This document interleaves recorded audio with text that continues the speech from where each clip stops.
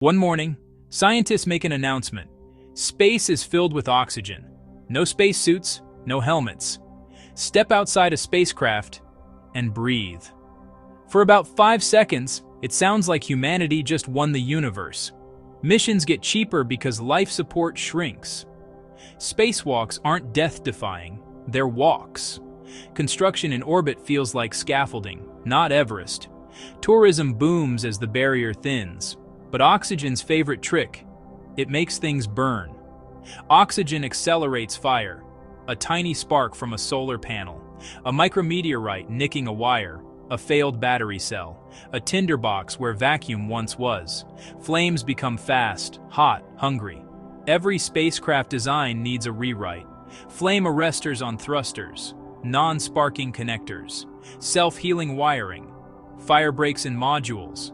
Oxygen seeps into materials. Even lubricants become risky. The more O2, the less slack for mistakes. And oxygen doesn't just burn, it pushes back. Space stops being empty. Extra particles create drag, stealing satellite speed. Low Earth orbit becomes a slow escalator down. Orbits decay faster. Station-keeping fuel budgets spike. Objects that used to coast for years now need constant boosts. Or they fall. With drag comes unpredictability. Solar activity puffs the upper atmosphere. Oxygen weather changes too. Predicted trajectories get fuzzier. Constellations drift out of sync. Debris and satellites start meeting in the worst possible ways. So navigation gets a new rulebook. Radar tracking ramps up. Autonomous avoidance becomes standard.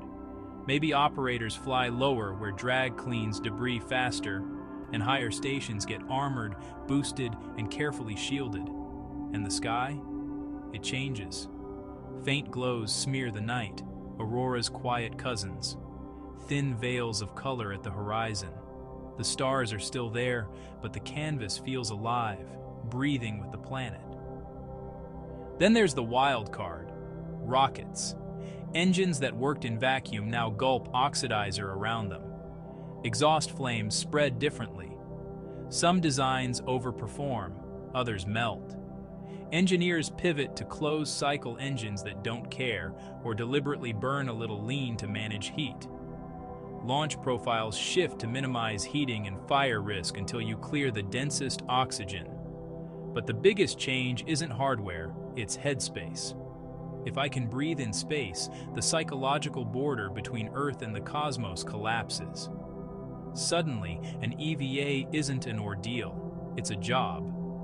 Shipyards in orbit stop feeling like sci-fi and start feeling like shipyards. Young engineers dream in kilometers, not kilometers per second.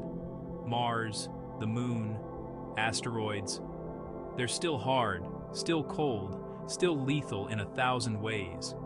Breathing isn't warmth, it isn't pressure, it isn't radiation shielding, it isn't gravity, it isn't food.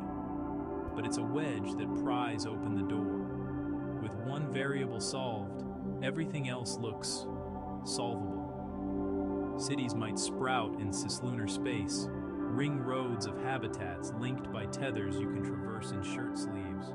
With pressure suits nearby, sure, but not as handcuffs. Schools teach orbital mechanics alongside algebra because your commute might cross sunrise twice. And Earth? It starts to feel less like the only home and more like the first neighborhood. Space won't be empty anymore. It'll be risky, messy, lit by new fire, and suddenly within reach.